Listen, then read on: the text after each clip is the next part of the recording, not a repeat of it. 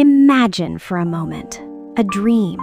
Not a small dream that you hold in your heart, but a dream so vast, so impossibly grand that it weighs over 26,000 tons.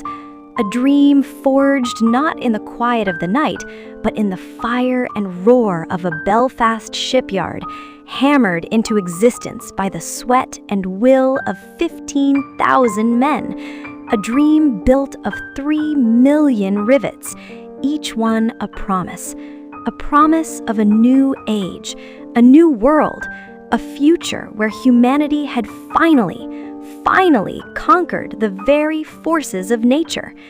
This dream had a name. They called her Titanic. Hello, my friend, and welcome. I'm so glad we're here together today. Let's go back, not just in time, but in feeling. Let's go back to a world that was brimming with a kind of innocent confidence we may never see again. The year is 1912. The air itself feels different, crackling with the electricity of progress. Telephones were weaving voices across continents. Automobiles were beginning to replace the horse and carriage. The world felt like it was shrinking, and at the same time, its possibilities felt infinite. And at the very heart of this roaring optimism was the ocean liner. These weren't just ships, they were floating kingdoms, symbols of national pride and technological might. And the White Star Line, they wanted to build the grandest of them all. They didn't just want to build a ship, they wanted to build a legend. Alongside her two sisters, the Olympic and the Britannic, the Titanic was designed to be a masterpiece. Picture this. Stand with me in the shipyard. The air is thick with the smell of hot metal and coal smoke. The sound is a deafening symphony of hammers against steel, a relentless percussive heartbeat that echoes for miles. Look up, and keep looking up. The sheer scale of it is staggering. It's not a ship you're seeing, it's a steel mountain range being born. Men are like ants crawling over its massive black hull, their faces smudged with grease and determination. For 2 long years, they poured their lives into these plates of steel. Some of them would even give their lives, long before she ever touched the water. They were building more than a vessel. They were building a statement to the world, a statement that said, "We are here. We are the masters of our destiny. We are unsinkable." That word, unsinkable, it wasn't just a marketing slogan. It was a deeply held belief. The ship was a marvel of engineering. She was designed with 16 watertight compartments. The thinking was simple and, in theory, brilliant. Even if 2, 3, or even 4 of these compartments were breached, flooded with the cold Atlantic, the ship would still float. It was like having a fortress with 16 walls. It was a mathematical certainty, a guarantee. But you and I, my friend, we know that the pages of history are filled with broken guarantees. Finally, the day came. March 31, 1912. The launch. But it wasn't the grand spectacle you might imagine. There was no champagne bottle smashed against the hull. The White Star Line considered it a bad omen. Instead, with just a signal, 22 tons of soap and tallow were used to grease the slipway, and the Giant, she moved. For the very first time, this leviathan of steel slid gracefully into the water. It took only 62 seconds. 62 seconds for a dream to become a reality. The crowd that had gathered didn't just cheer, they roared. It was a sound of collective triumph, a celebration of what they believed was the peak of human achievement. For the next 10 months, she was fitted out. She was given a soul. And what a soul it was! It was a soul of contrasts, a perfect mirror of the society that built her. Deep down in the belly of the ship was the engine room, a cavern of searing heat and thunderous noise. Here, men worked in grueling 12-hour shifts, their bodies slick with sweat, shoveling endless tons of coal into the ship's ravenous furnaces. They were the beating heart of the beast, unseen, unheard by the world above. But their strength, their labor, was what propelled the dream forward. And then there was the world above. Just imagine for a moment you're stepping aboard in Southampton on April 10th, the day of her maiden voyage. The air is buzzing. There are crowds everywhere, waving handkerchiefs, their faces a mixture of awe and envy. You walk up the gangplank, and the world you knew, it just falls away. If you were a passenger in third class, or steerage as it was called, you were stepping into a world of unbelievable hope.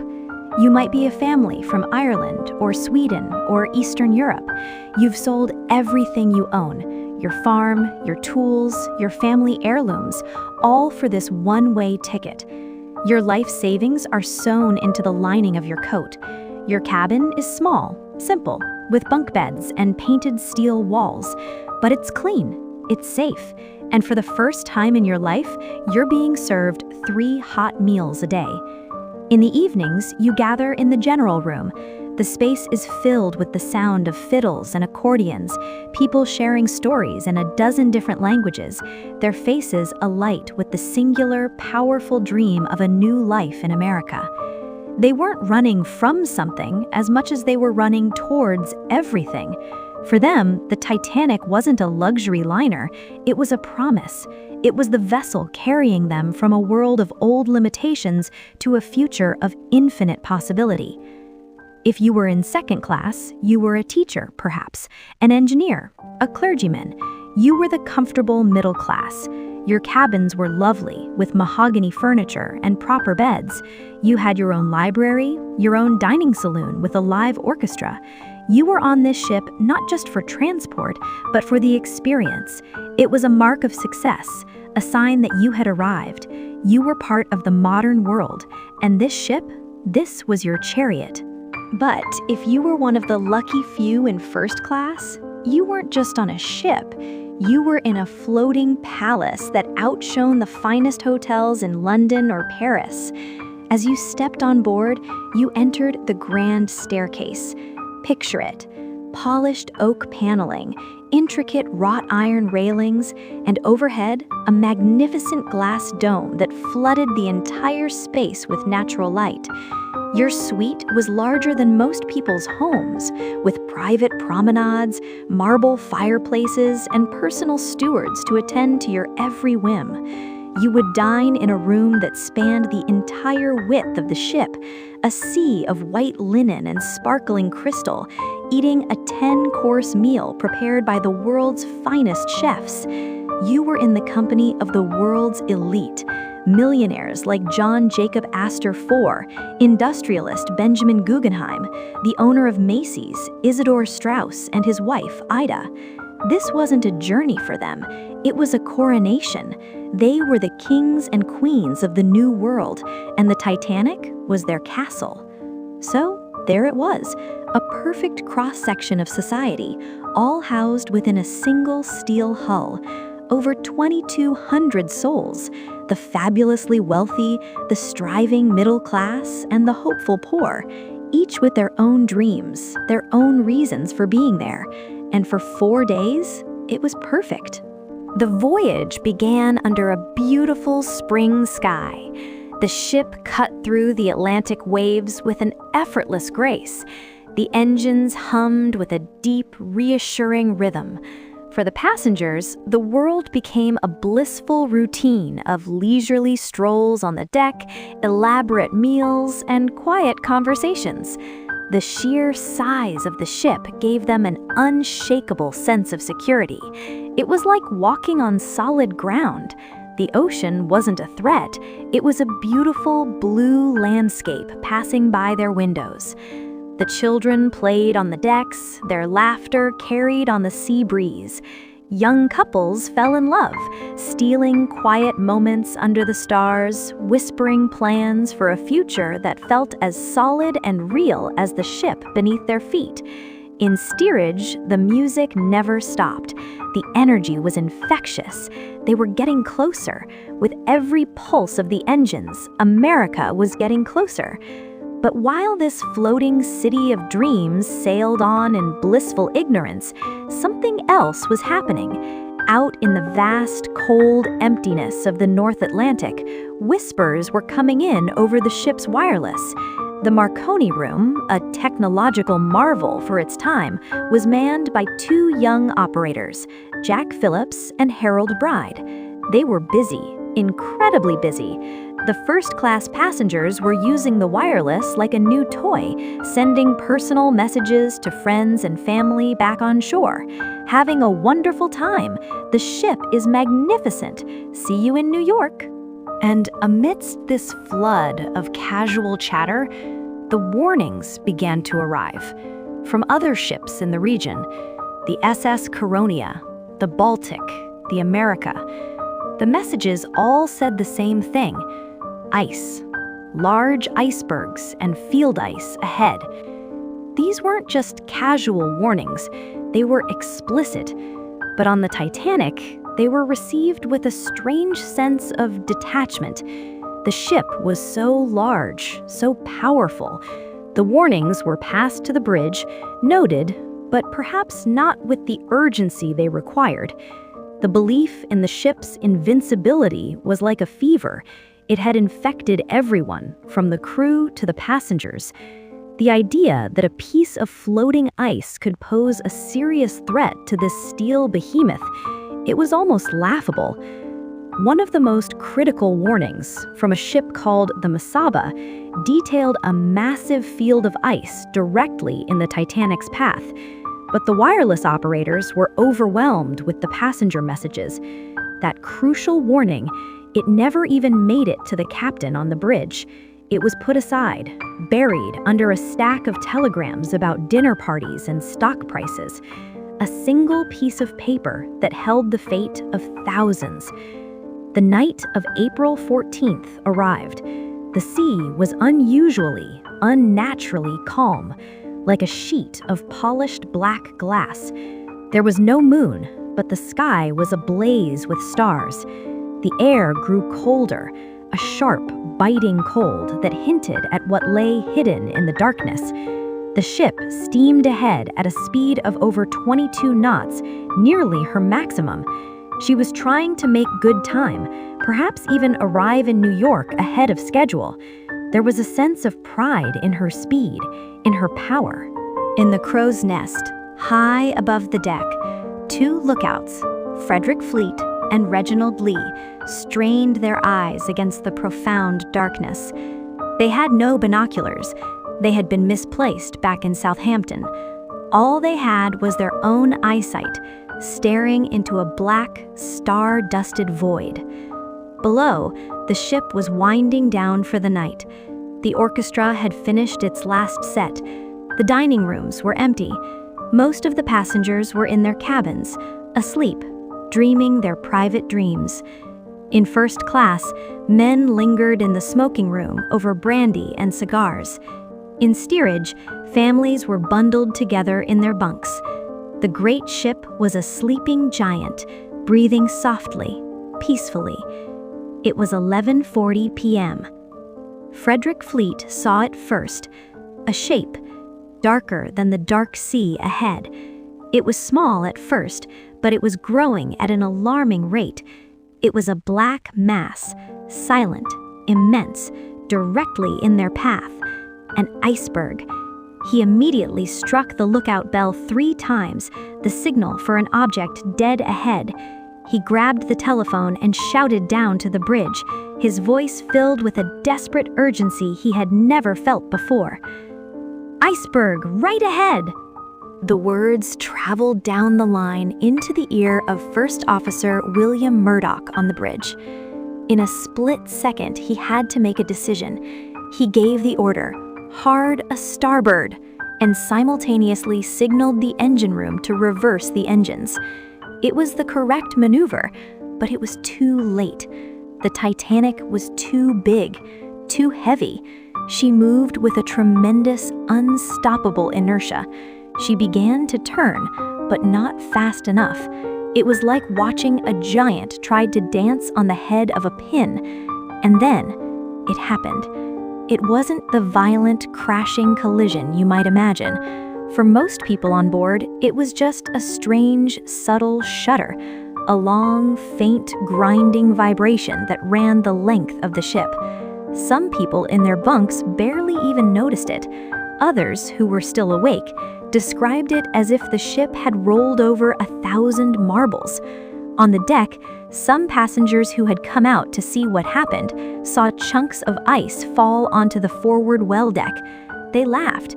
They picked it up, played with it, a strange souvenir from the cold, dark Atlantic. They had no idea what that sound really meant. But deep below the waterline, hidden from sight, the iceberg had done its work. It wasn't a gash, it was a series of smaller holes and punctures, a long, thin wound sliced along the starboard side. The steel plates, made brittle by the freezing water, had buckled and popped, rivet by rivet. The unsinkable ship had been opened up to the sea. The first 5, and then the 6th of her 16 watertight compartments began to flood. The math that had made her unsinkable was now the very math that condemned her. The designers had planned for 4 compartments to flood, never 5. With 5 breached, the weight of the water in the bow would become so immense that it would pull the ship's head down so far that the water would spill over the tops of the watertight bulkheads one by one, like water filling an ice cube tray. The dream was over, the promise was broken, and the Titanic, the ship that God himself supposedly couldn't sink, had just over 2 hours to live. Captain Smith, a man with 40 years of experience and a flawless record, felt that faint shudder. He knew instinctively that it was more than just a minor incident. He rushed to the bridge, and a few minutes later, he was joined in the chart room by the one man who knew the Titanic's body better than anyone, her designer, Thomas Andrews. Think about that moment. The 2 men stood over the ship's blueprints, the very plans that had been celebrated as a work of genius. Andrews, with a pencil and notepad, was making quick, grim calculations as reports came in from below. The mailroom, flooded. Boiler room 6, water pouring in. Boiler room 5, the same. The forward cargo holds, gone. Andrew's face, pale in the lamplight, told the story before he even spoke the words. He looked up at the captain, his voice barely a whisper, and delivered the death sentence. He told him the truth. The iceberg had breached the first 6 compartments. The great ship was mortally wounded. He gave her, perhaps, an hour and a half, maybe 2. He said it was a mathematical certainty. The very phrase that had once been her guarantee of life was now the guarantee of her death. Imagine the weight of that knowledge, to know that this magnificent city, this floating world teeming with over 2,000 souls, was sinking beneath your feet, and that there was absolutely nothing you could do to stop it. The lifeboats, there were only enough for about half the people on board. A tragic but legal oversight based on outdated regulations that never conceived of a ship this large. The order was given. Uncover the lifeboats. Get the passengers on deck. But how do you tell people they are on a sinking ship when they believe it's unsinkable? How do you create urgency without creating a panic that would doom them all? The process was slow, surreal. Stewards moved through the opulent corridors, knocking on doors. "May I have you put on your life belts and come up to the boat deck, please?" The tone was polite, almost casual. Many passengers thought it was a drill. Some laughed it off and went back to bed. Others emerged from their cabins, annoyed, clutching their life jackets over their silk pajamas and evening gowns, complaining about the cold. There was no fear yet, just confusion. An air of disbelief hung over the deck. The ship's orchestra was instructed to assemble and play cheerful music to keep spirits up. And so, as the ship began to list ever so slightly, the air was filled with the jaunty sounds of ragtime. But the crew knew, the officers knew, and as they began to organize the loading of the lifeboats, a terrible new reality began to set in. The order was given, women and children first, a code of conduct from a bygone era, now being put to the ultimate test. Picture the scene. The boat deck is lit by the ship's electric lights, casting a strange, almost theatrical glow. The sea is still. The sky is full of stars. The ship is tilting forward, a gentle but undeniable slope. And here, in this bubble of light surrounded by infinite darkness, heartbreaking dramas began to unfold. Men said goodbye to their wives and children. Husbands kissed their wives for the last time, promising they'd be right behind them, knowing it was a lie. They adjusted their children's life jackets, their hands fumbling in the cold, their faces a mask of forced calm, trying to not let the terror in their hearts show in their eyes. Fathers watched as their entire world, their family, was lowered away from them in a small wooden boat into the blackness of the ocean, leaving them behind on the sloping deck of a dying ship. The confusion led to tragedy. The first lifeboats were launched partially empty. People were hesitant to get in. From the safety of the massive, well-lit deck, stepping into a small boat to be lowered 70 feet down to the dark, freezing water felt more dangerous than staying put. Lifeboat number 7, the first to leave, had only 28 people on board. It had room for 65. Lifeboat number 1, designed for 40, was lowered with just 12 people. 12, while hundreds waited on deck.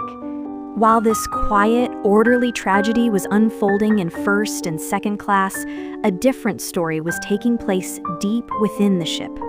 For the passengers in third class, the situation was far more desperate. They were a maze of corridors away from the boat deck. Language barriers made the crew's instructions confusing. And worse, in an attempt to follow maritime law and keep steerage passengers separate for immigration purposes upon arrival in New York, many of the gates and stairways leading from their sections to the upper decks were locked. Just imagine their plight. You can feel the ship tilting. You can hear the strange groans of the steel. You know something is terribly wrong. You gather your children, your only worldly possessions, and you try to get out. But every path you take leads to a locked gate, a dead end. Panic begins to rise, a slow, cold tide that mirrors the water pouring into the ship's hull. Their dream of a new life in America was ending here, trapped in the belly of the very ship that was meant to deliver them. Some stewards worked heroically to lead groups of them through the labyrinth, but for many, it was too late. They never even had a chance to see the stars one last time. Back on the boat deck, as the ship's angle grew steeper, the reality of the situation became horribly clear. The cheerful music had given way to hymns. The pretense was over. The number of people left on the ship vastly outnumbered the remaining lifeboat spaces. This is where the true character of people was revealed. Some men tried to rush the boats and were held back at gunpoint by the officers. Others stood back with a quiet, stoic dignity, accepting their fate. The millionaire Benjamin Guggenheim and his valet returned to their cabins. They re-emerged a short time later, dressed in their finest evening wear. "We've dressed up in our best," he reportedly said, "and are prepared to go down like gentlemen." And then there was Isidore Strauss, the co-owner of Macy's department store, and his wife, Ida. Ida was offered a seat in a lifeboat, but she refused to go without her husband. An officer, seeing their age, told Isidore he could get in the boat with her, but Isidore refused. He would not go before the other men. Ida stepped out of the lifeboat and took her husband's arm. She looked at him and said, "We have lived together for many years. Where you go, I go." They were last seen sitting together in deck chairs, holding hands, as the water washed over the deck. They chose to face the end together, a testament to a love that was stronger than any fear. The ship's band, led by Wallace Hartley, played on. They moved from the lounge to the boat deck so more people could hear them. They knew they had no chance of survival, but they kept playing. Their music was a final, beautiful act of humanity in the face of absolute horror, a gift of peace to those who were about to die. They played hymns now, and many survivors say the last song they heard drifting across the water was the beautiful, heartbreaking melody of "Nearer, My God, to Thee." At 2:05 a.m., the last lifeboat, Collapsible D, was launched. It was a struggle to get it away from the suction of the sinking ship. Over 1,500 people were still on board, 1,500 souls left behind on the sloping decks of the Titanic. Right here, I need to pause and ask you something. Imagine you are standing on that deck. The last boat is gone. There is no hope of rescue. All around you are people, strangers, families, lovers. You have only minutes left. What goes through your mind in that final, terrifying moment? What do you hold on to? Is it a memory? A prayer? The face of a loved one? What are your honest thoughts on this? Please let me know in the comments below. I truly look forward to reading every single one. Okay, let's get back to the story. The end came quickly.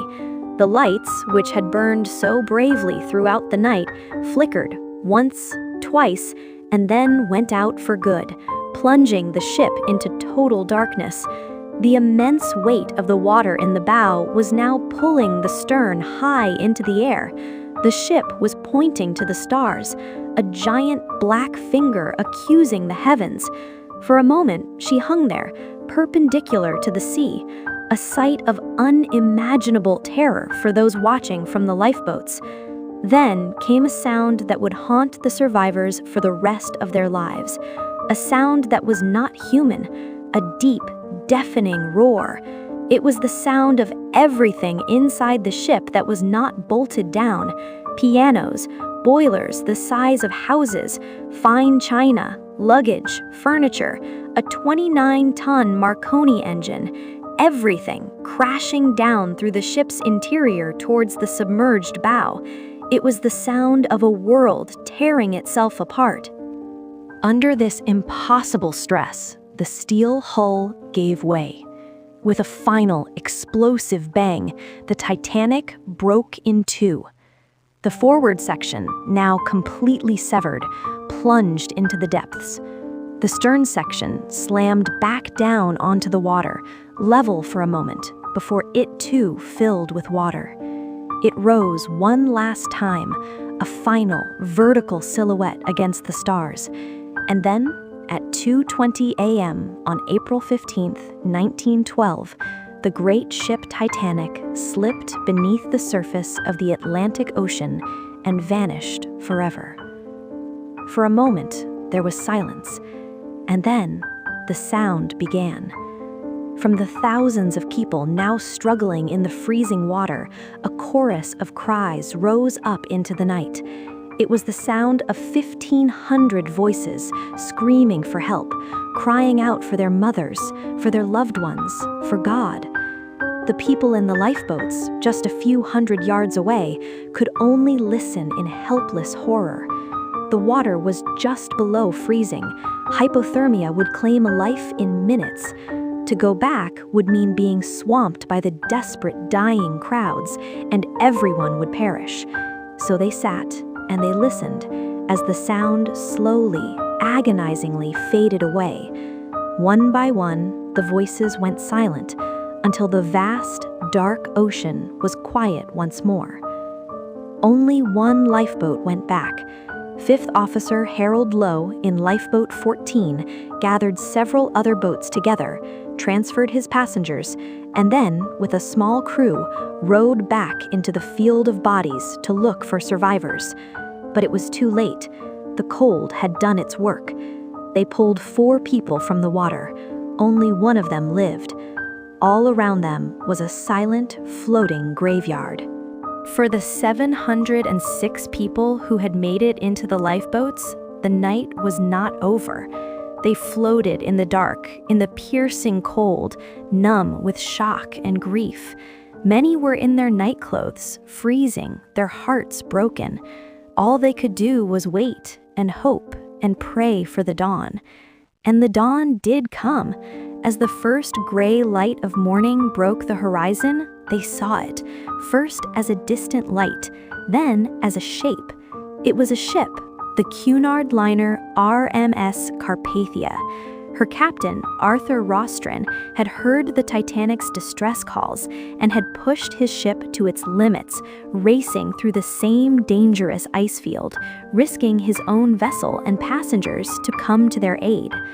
Over the next few hours, the Carpathia pulled the survivors from the lifeboats. They were a ghostly procession. Widows, orphans, people who just hours before had been part of a vibrant, joyful community and were now the sole survivors of a catastrophe. They were wrapped in blankets, given hot coffee, but nothing could warm the chill that had settled deep in their souls. As the sun rose higher, it illuminated the scene. The ocean was calm again, littered with the debris of the great ship, deck chairs, pieces of wood, a child's doll, and all around dozens of icebergs, glistening in the morning sun like beautiful, silent tombstones. The world was in shock. When the news first reached shore, it was one of disbelief. The White Star Line offices in New York were adamant the Titanic was unsinkable. She was being towed to Halifax. But then the Carpathia sent the list of survivors, just 706 names. The devastating truth could no longer be denied. The dream of the unsinkable ship was dead. But more than that, a certain kind of innocence died with it. The sinking of the Titanic was a brutal, shocking lesson. It taught us that no matter how advanced our technology, no matter how great our confidence, we are never truly the masters of nature. It reminded us that human life is fragile, precious, and can be extinguished in a moment. But the story of the Titanic is not just a story of hubris and disaster. It is also one of the most powerful stories of love, sacrifice, and courage we have. It's the story of Ida and Isidore Strauss, who chose to die together rather than live apart. It's the story of Captain Smith, who went down with his ship, of Thomas Andrews, the designer, last seen in the first-class smoking room, staring at a painting of the ship's destination, his creation becoming his tomb.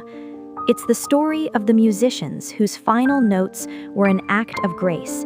It's the story of the countless men who stood aside, giving their place in a lifeboat to a woman or a child. In those final, desperate hours, all the illusions of class and wealth washed away. In the end, it didn't matter if you were a millionaire or a poor immigrant. All that mattered was your humanity. All that mattered was how you chose to face the end. The Titanic lies now 2.5 miles beneath the ocean's surface, a ghostly wreck in the eternal darkness. But its story, its human story, will never be forgotten. It reminds us to hold our loved ones a little closer, to live each day with a little more gratitude, and to remember that in the end, the only things we truly leave behind are the love we gave and the courage we showed. If this story truly touched your heart, I hope you'll consider showing your support. Please don't forget to leave a like, share it with a friend who might need to hear this, and subscribe to the channel so we can meet again. And make sure to click that notification bell. This is Thillai Facts. Thank you.